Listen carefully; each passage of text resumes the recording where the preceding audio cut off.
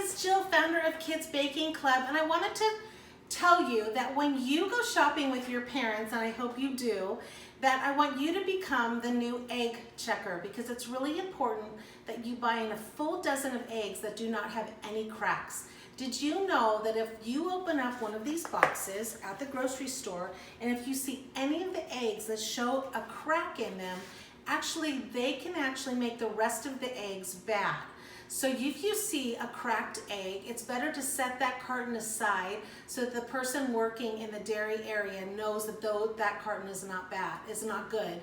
And then you go to look at the next carton. You want to make sure that all of the eggs actually do not have cracks, because you want to make sure that they are clean.